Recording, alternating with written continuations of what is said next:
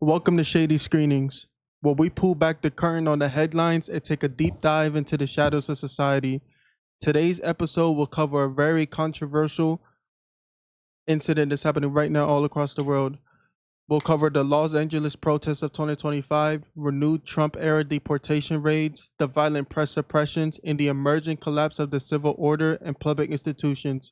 We'll also look at how America is policing dissent, deportating families, and silencing reporters all within its borders. I'm your host, Carlos, and the second host, Jair, is about to take it over. Go ahead. Okay. Protests, police brutality, and press suppression in Los Angeles. In June 2025, mass protests erupted in Los Angeles following aggressive ICE raids across California. Despite objection from local officials, President Trump deployed the National Guard and Marines under the Insurrection Act. Over 35 journalists were assaulted or injured by police with rubber bullets and pepper balls fired at press members, some while live on air. Australia's Prime Minister condemned the shooting of journalist Lauren Tomasi, and dozens of media rights organizations have raised alarm over First Amendment violations. Now we're going to take a dive into the timeline of events. So day one was June 6th. Around the morning, ICE conducted raids in the fashion district, a nearby warehouse, and the Home Depot. They arrested around 44 through 100 individuals. Then later on that day in the afternoon, protesters gathered in Westlake near Home Depot and Fashion District. Some throw chunks of broken concrete, prompting LAPD to respond with pepper spray, tear gas, flashbangs, and muzzles less lethal rounds. During the evening around 7:50 p.m., an unlawful assembly declared Alameda and Temple, subsequent use of flashbang grenades, and crowd dispersed by riot police. The next day, day 2, June 7th, around the afternoon, clashes escalate in Paramount and Compton, California. Protesters erect barricades with shopping carts, recycling bins on the streets, and proceed to block the streets. Their tactics, demonstrators began to hurl cylinder blocks, rocks, scooters, commercial-grade fireworks, and eggs at ICE and CHP personnel. And on this day during the evening, Trump federalizes 2,000 California National Guard troops, a deployment without state approval, raising historic concerns. Day 3, June 8th. In the afternoon, hundreds marched onto the US 101 freeway, shutting down lanes between Alameda and the 110 freeway. Protesters sit, block traffic, and throw water bottles and projectiles. CHP announces unlawful assembly and dispersed crowds with tear gas and flashbangs. At least 5 Waymo autonomous vehicles are vandalized and torched near City Hall, resulting in toxic lithium-ion battery smoke. Waymo halts downtown operations. Protesters also threw rocks, cylinder blocks, scooter eggs, and even Molotov cocktails at ICHP and National Guard forces. Reports include shattered windshields, injured officers, and a Molotov suspect with prior deportation charges. By nightfall, some graffiti and looting occurred near Broadway, including a shoe store break-in. Over 200 arrests nationwide, many in LA. Day 4, June 9. In the morning, law enforcement deploys heavy munitions, flashbangs, smoke, pepper balls, rubber bullets, and mounted police to re-establish order around federal buildings. During the nighttime, marshal forces prepare to further unrest. Looting continues in downtown zones. Curfews are discussed. And around this time, Trump orders 2,000 more National Guardsmen along with 700 Marines into LA. Day 5, June 10th, the curfew kicks in. 8 p.m. to 6 a.m. curfew across central LA, enforcement using riot units and mounted patrols. Police dispersed defiant crowds with munitions. Report surfaced of at least 7 journalists injured and multiple civilian/protester injuries. Newsom and the mayor of LA decry federal militarization. Newsom sues to block National Guard deployment. Day 6, June 11. Marines arrive on standby at total federal forces near 4,700 troops and Marines in the area. Blocking the highways, vehicle fires still reported over 400 arrests in LA, over 200 violating curfew, 150 plus arrests on day 4 alone, injury and affecting civilian, horses, officers, and the press. Now Gavin Newsom is now suing Donald Trump over the National Guardsmen and Marines in LA. In his initial statement, Newsom states, "We will not stand by while Donald Trump illegally federalizes the National Guard. This is a manufactured crisis. He is creating fear and terror to take over a state militia and violate the U.S. Constitution. The illegal order he signed could allow him to send the military into any state he wishes." Furthermore, Gavin Newsom and Rob Bonta has stated otherwise.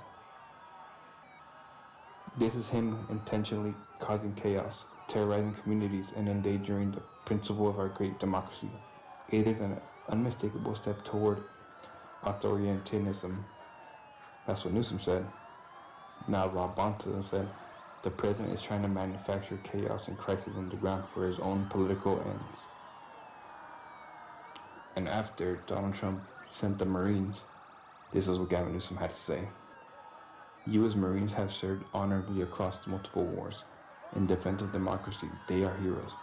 They shouldn't be deployed on American soil facing their own countrymen to fulfill the deranged fantasy of a dictatorial president. This is un-American." Now I'll be talking about the full in depth about Trump's deportation, the policy, and school-based impacts. Simultaneously, President Trump administration implemented sweeping deportation measures across the interior U.S., including education environments, in January 2025.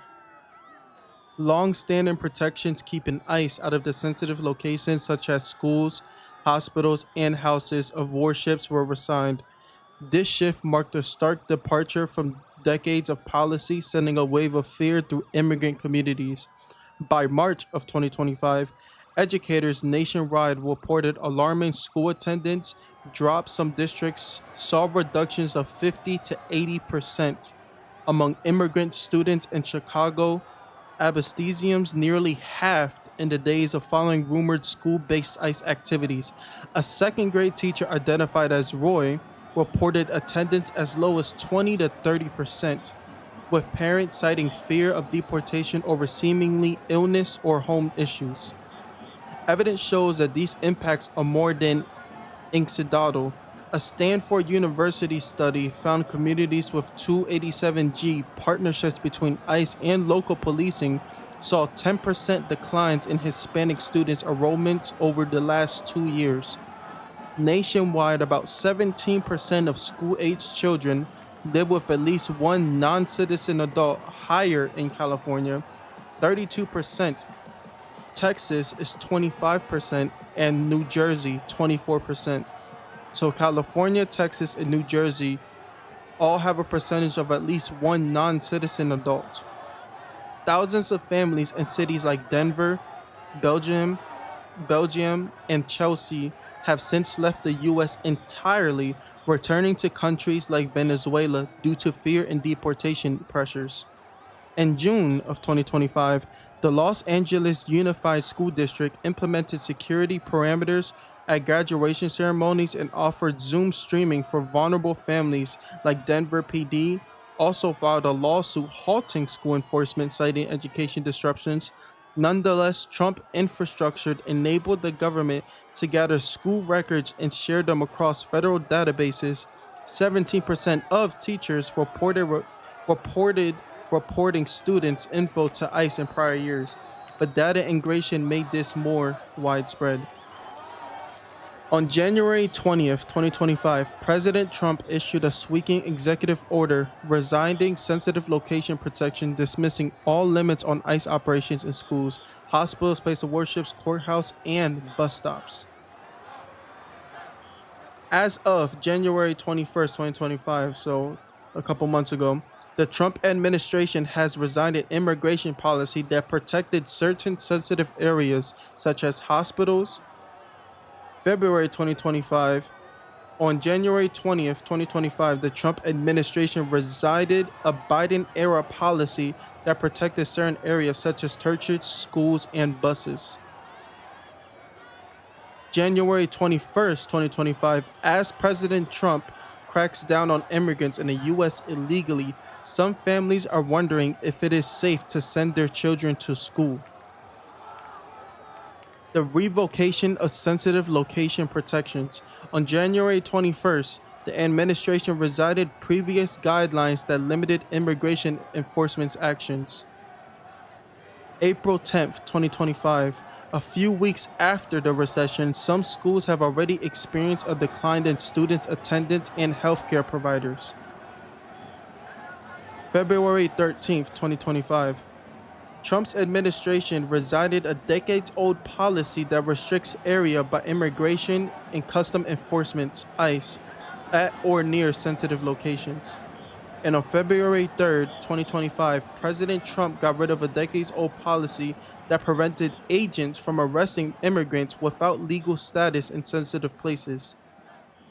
Now, all of those things I just mentioned are laws. Not to mention that Trump also removed the law that was decades old that allowed people of color, such as black people, Africans, any person of color, mainly predominantly black people, who were allowed to go to any public place, any public bathroom, any public restaurant, any public place. They were allowed.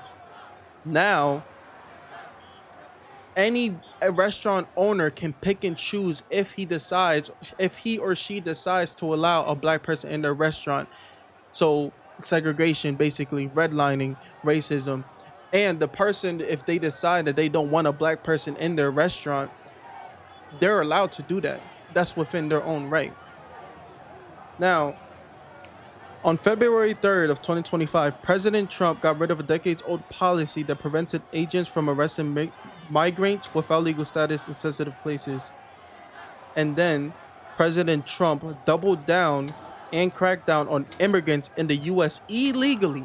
Let me put an emphasis on the word illegally. He got rid of all of these immigrants.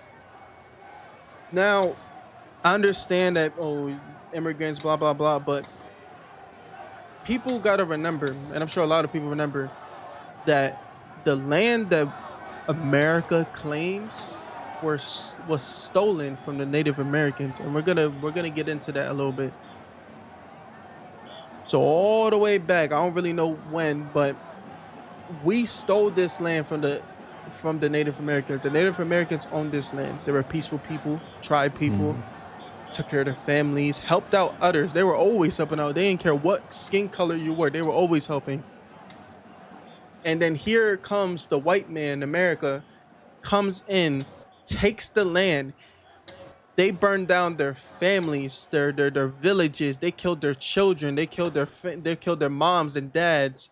Stole their land, took all of their supplies, all the money, everything that they had. We took it all, and we basically said, "This is our land now. It's not yours. So get the fuck out."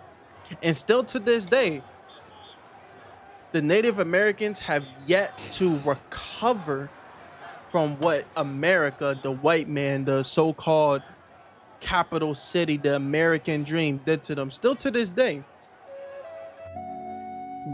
Section 1. Colonial beginnings, land theft and violence.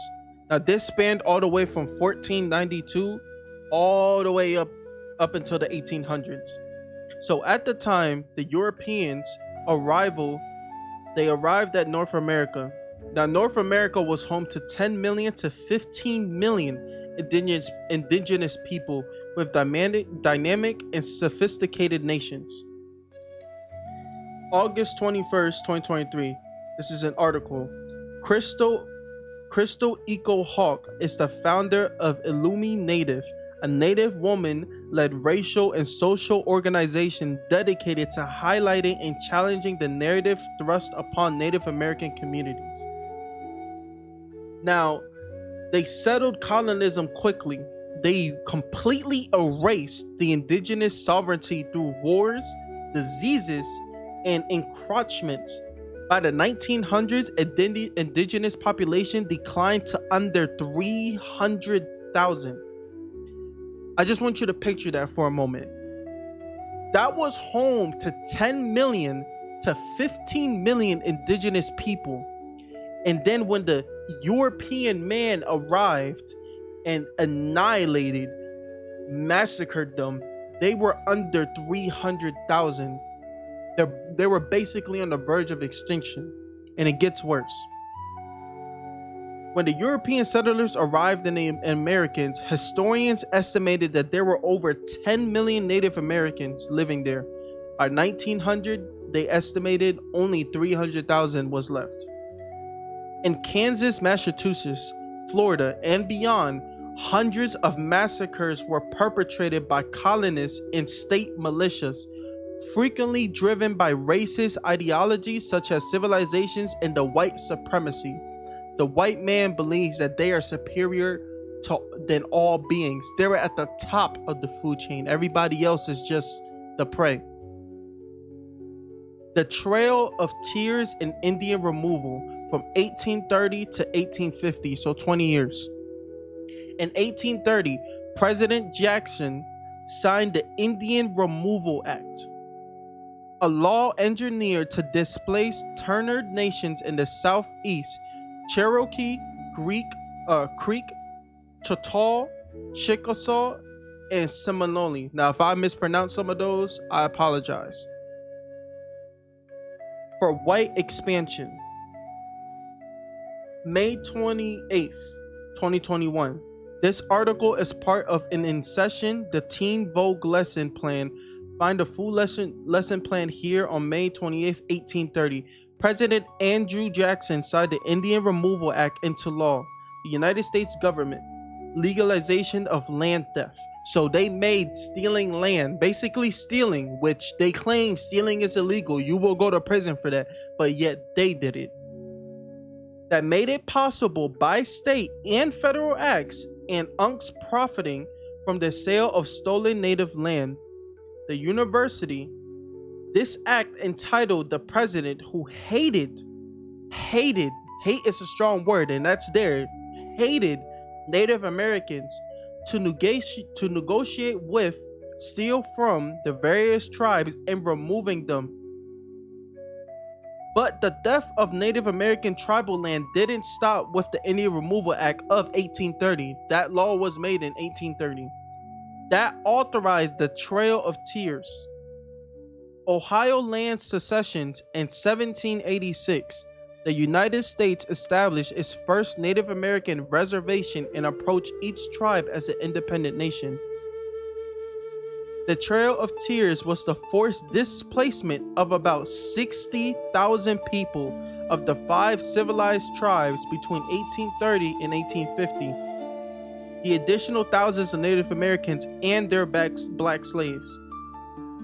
By the close of the Indian Wars in the late 19th century, fewer than 238,000 indigenous people remained from a population of 10 to 15 million. From 1850,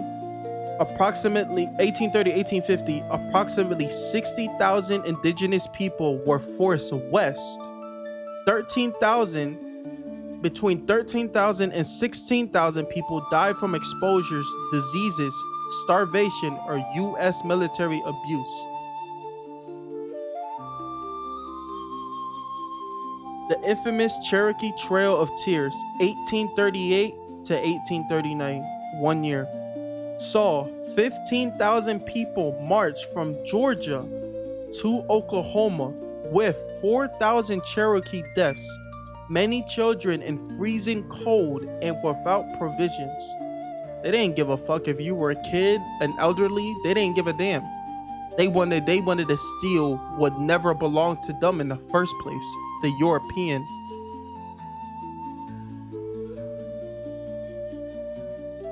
What National Trail? Cherokee Trail of Tears, New Georgia. Eyewitnesses and missionary accountants describe families collapsing on the way, corpses unburied, and even stolen children. terms some historians describe as genocide or an ethnic cleansing. March 26, 1839, end of the Trail of Tears. January 27, 2024, the destruction of Native American peoples, cultures, and languages have been categorized as genocide. Debates are ongoing as to whether the entire process. Similar hate rhetoric and atrocities abound and are well documented in many Native American extermination monographs, true bloody massacres. This article is part of in the session the Teens Vogue lesson plan. Find the full lesson plan here on May 20th. The President Andrew Jackson signed the Indian Removal Act into law. The history of the United States government's treatment of Native Americans, also called indigenous people, is a sad and cruel one. A new policy forcibly removes Native peoples from their land, leading to the Trail of Tears and other relocation marches, steel land, pillage, and work of barbarity was an eyewitness. U.S. Dakota War of 1862, Holocaust and Genocide Studies. The Dakota War of 1862 was a brief conflict between the Dakota people of Minnesota and settlers lasting only 5 weeks. The conflict had a profound impact. By the close of the Indian Wars in the late 19th century, fewer than 238,000 indigenous people remained. The article is entitled Hunger as a Weapon, Hitler's Hunger Plan, Native American Resettlement and Starvation in Yemen. The Trail of Tears was the forced displacement of about 60,000 people of 5 civilized tribes between 1830 and 1850, the additional thousands of Native Americans and their black slaves. Legalized expropriation, treaties, alignment, and assimilation. Through deceptive treaties such as land cessions of the Chickasaw and the 1818 Treaty, universities and the settlers legally gained hundreds of thousands of acres. Legalization of land theft made possible by state and federal acts of UNCs profiting from the sale of stolen native land. Ohio land secessions in 1786. The United States established its first Native American reservation and the approach of each tribe as an independent nation. Or are these places built upon stolen land, ran into histories that erase indigenous histories and whitewash the violence? Now you hear that term a lot, whitewash, because it's true.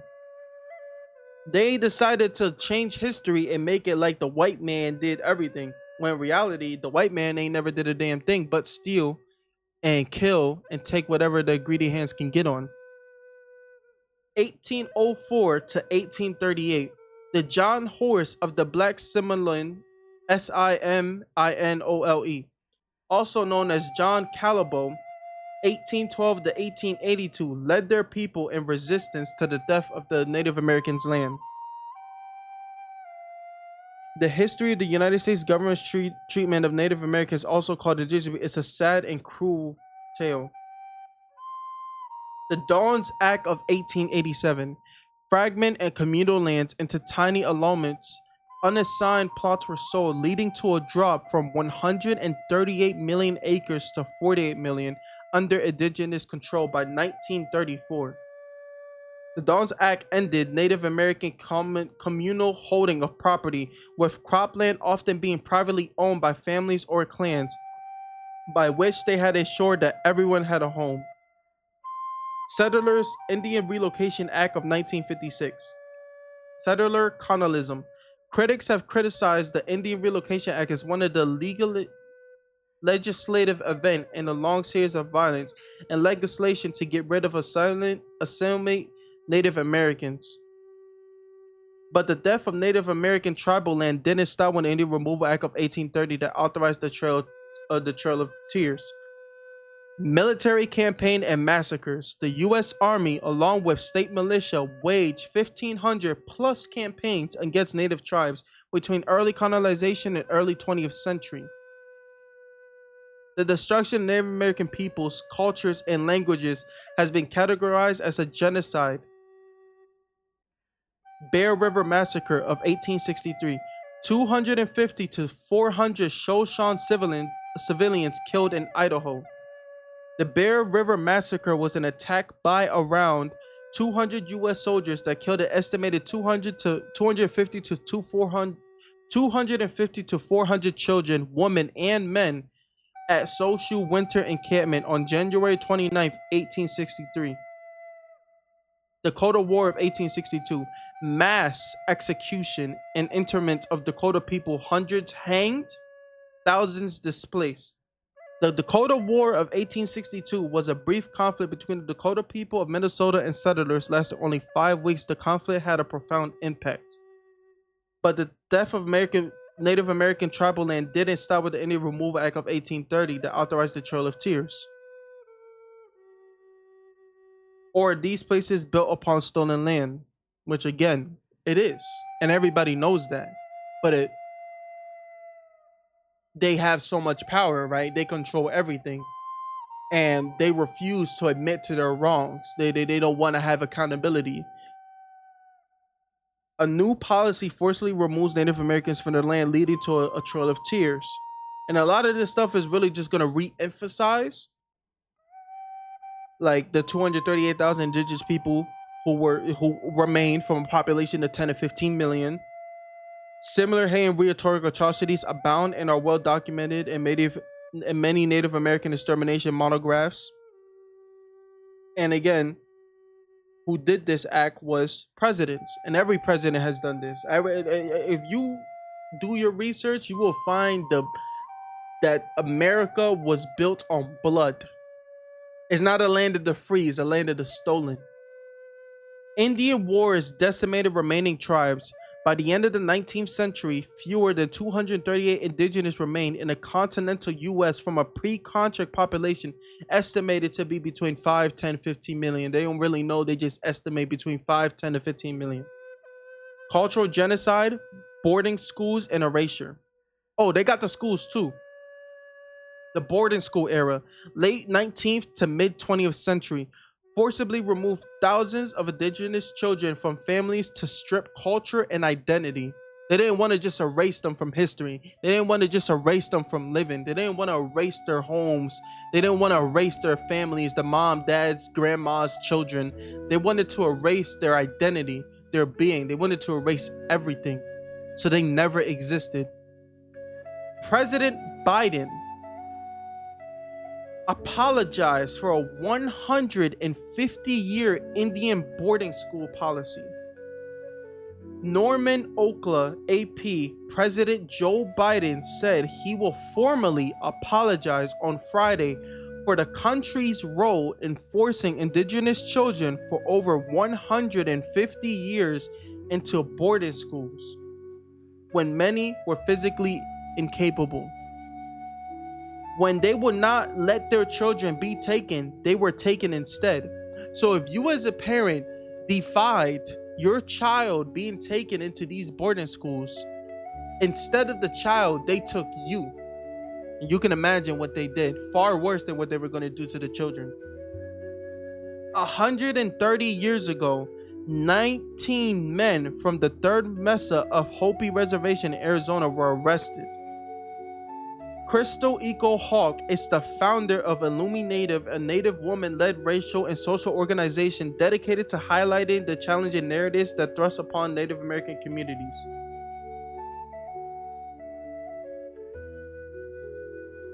Now,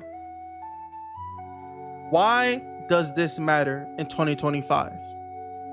From the COVID era, disparities to pipeline resistance, Native communities continue fighting for sovereignty, land rights, culture survival, and justice.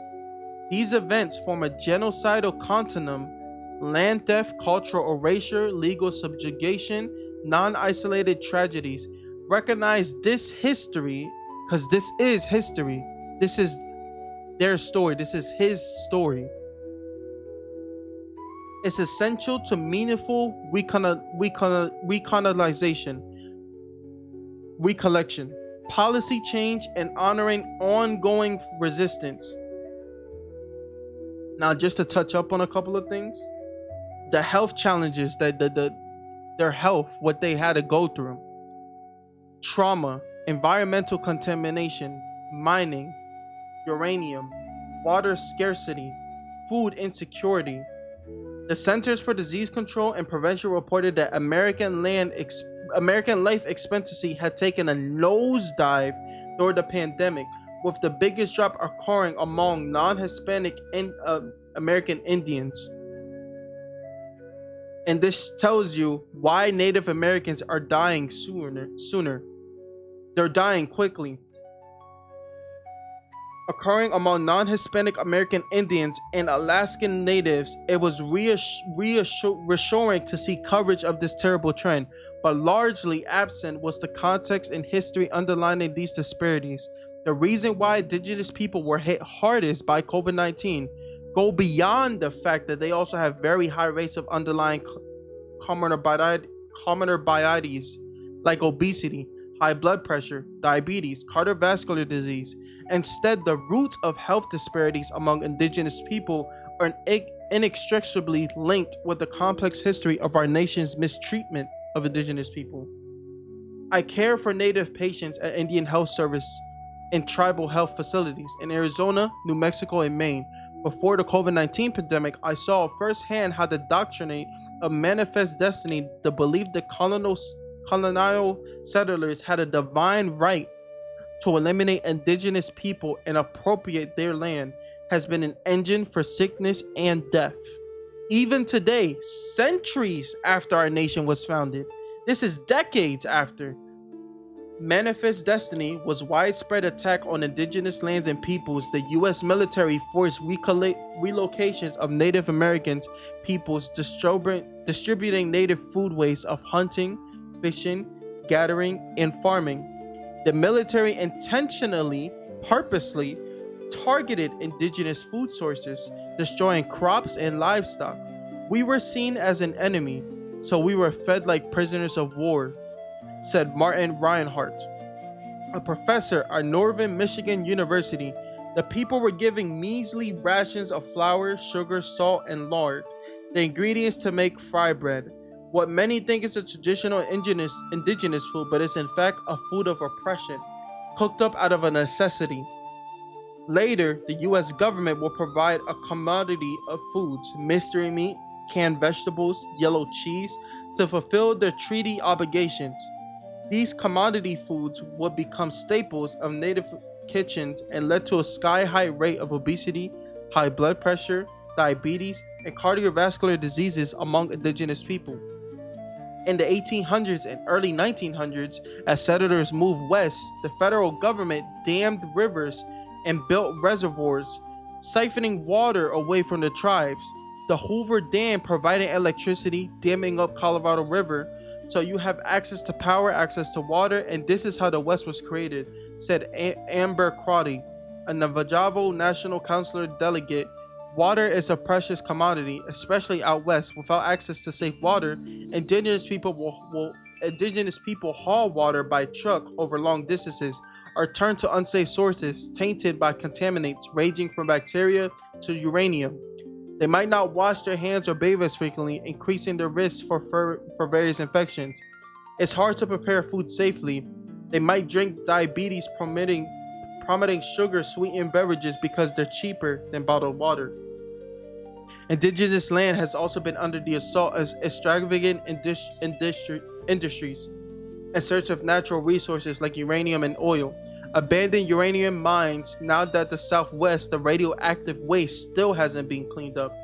Native people exposed to the toxins suffer from higher rates of lung cancer and other cancers, scarrings of the lungs, asthma, and if EMPHYCEMA, blood disorders, birth defects, and more. In other parts of the country, the oil and gas industry has driven up cancer rates while also destroying the shoreline, displacing indigenous people yet again.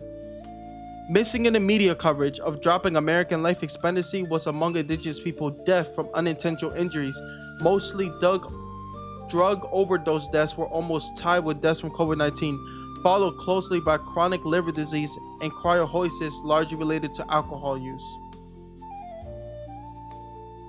See, everybody was talking about COVID and everybody that was affected, but you know who wasn't mentioned? The Native Americans, the indigenous people. And this is just one indigenous tribe. There's so many indigenous people. The Aztecs, the Mayans, so many indigenous people. The Tajinos, the Puerto Rican indigenous people. The European man destroyed bloodlines, lineages, generations of families just to get what they want, to have power, to have control, to control the politics, control the law, control the money, control the jobs, control the taxes. They want everything to control because if they don't have control, they don't have order. Now I'm gonna give it on to Jair. So now we're going to talk about how America took Texas and California from Mexico. So in the early 1800s, Mexico already owned Texas. In 1821, Mexico won independence from Spain and inherited a vast territory that included present-day Texas. To develop and defend the northern frontier, Mexico invited U.S. settlers called empresarios into Texas under certain conditions. You had to become a Mexican citizen, convert to Catholicism, and follow the Mexican law. By 1830, about 30,000 American settlers were in Texas, outnumbered Mexicans nearly 6 to 1. Now, tensions started to build. Settlers resisted Mexican laws, especially bans on slavery. Many brought enslaved people. As we all know, Mexico, they didn't fuck with slavery. Mexico tried to regain control by limiting immigration and enforcing laws. Texans resented military oversight and centralized authority under President Santa Anna, who ended Mexico's Federalist Constitution. From 1835 to 1836, there was the Texas Revolution. There was a key battle, the Alamo. Mexican forces under Santa Anna killed nearly all defenders in San Antonio, including Davy Crockett and James Bowie.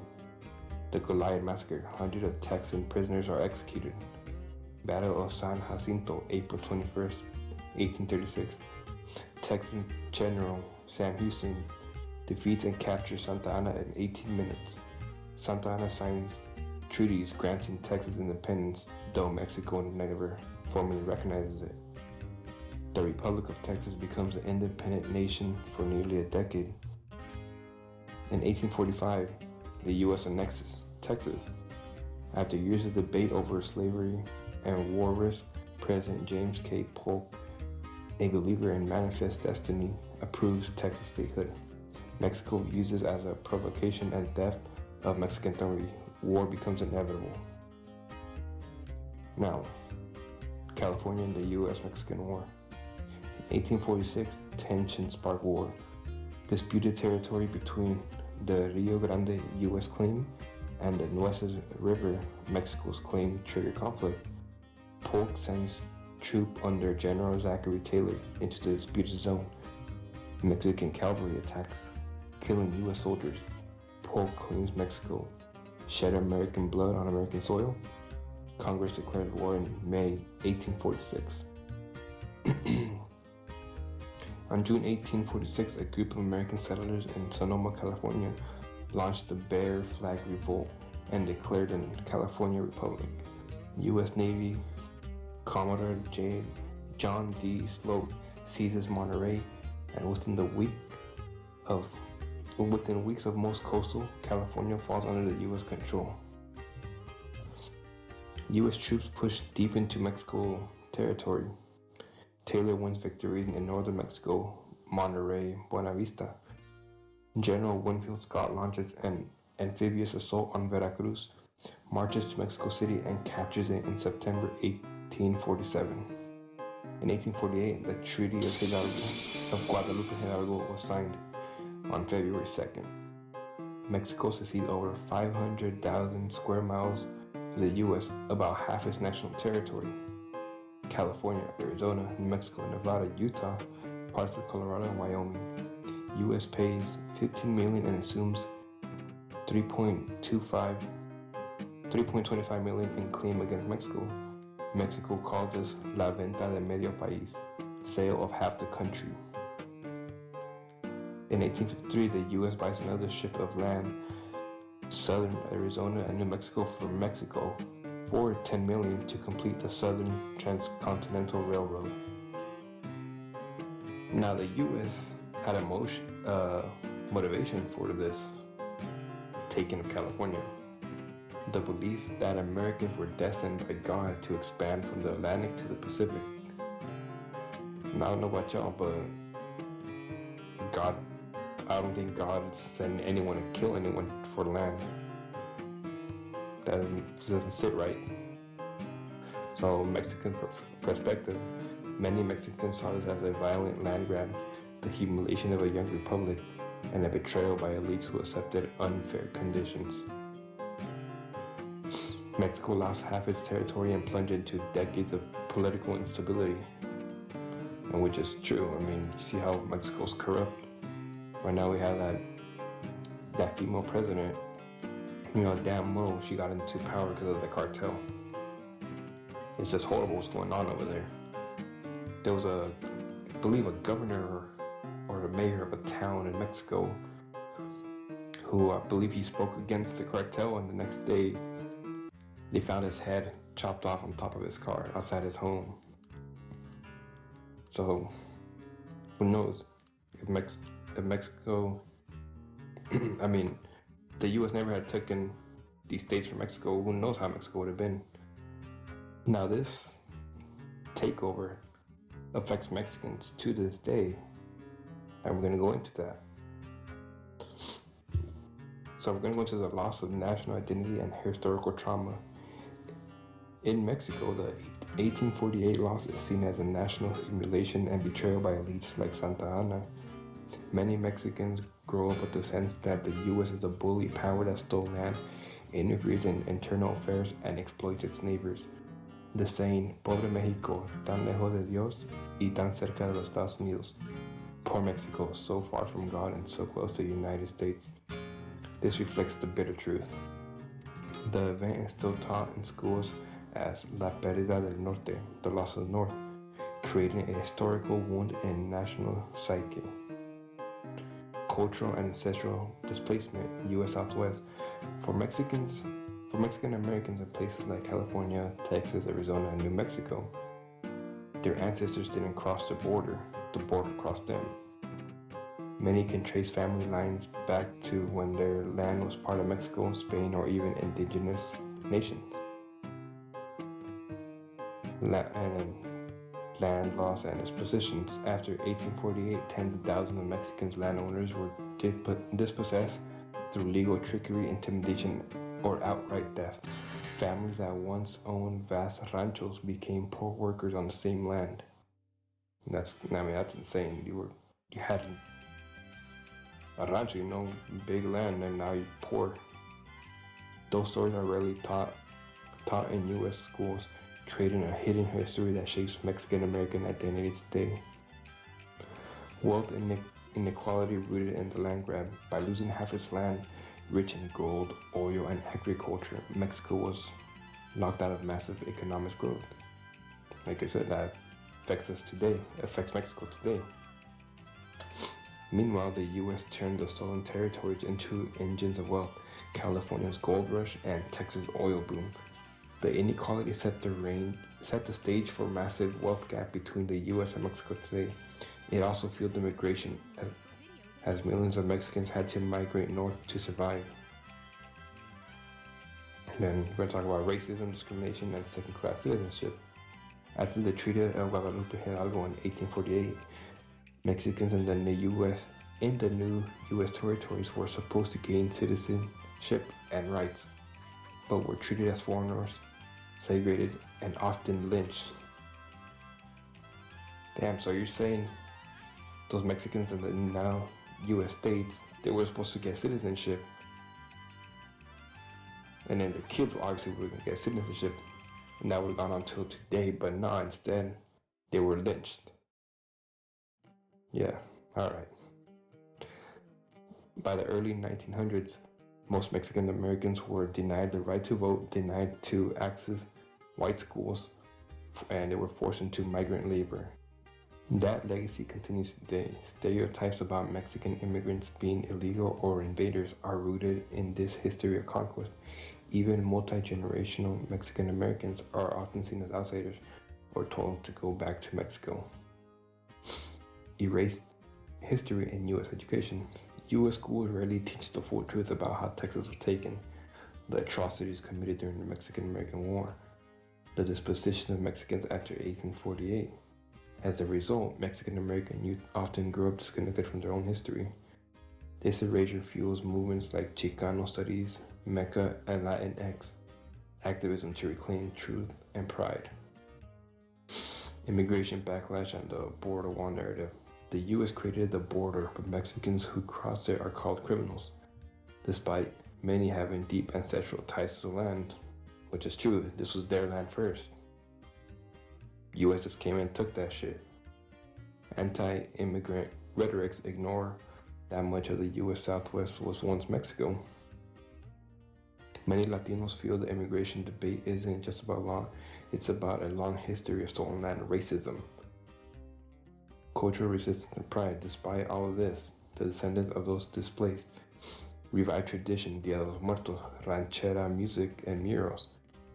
Reclaim identity through terms like Chicano or Tejano. Fight for justice through activism, education, reform, and political power. Mexican culture has flourished in these regions even after the conquest. In fact, places like Los Angeles, San Antonio, El Paso, and Fresno are more culturally Mexican than many parts of Mexico today. So, the U.S. seizure of Texas and California was not just a historical moment, it was a permanent shift that shaped borders, power dynamics, ethnic identity, and social inequality for generations. Mexicans today still live in the shadow of that history. Some in Mexico as citizens of a shrunken, wounded country, and others in the U.S. as a descendant of people who were never supposed to be foreigners at all. This concludes this episode's podcast. This is like our first time like making like an in-depth podcast, or first time doing a podcast in general. To this extent, we're open to criticism. You know, we got anything wrong, any of our facts wrong, how we can improve, how we can make the podcast better, and let us know what you guys want us to talk about next on our next episode. Anything at all, conspiracy theories, urban legends, more history, more political stuff, anything at all, we'll be happy to talk about it. So this concludes our episode. I'm your host Carlos, and your second host Jair. And welcome to Shady Screenings. You guys have a blessed day. Peace out. 1.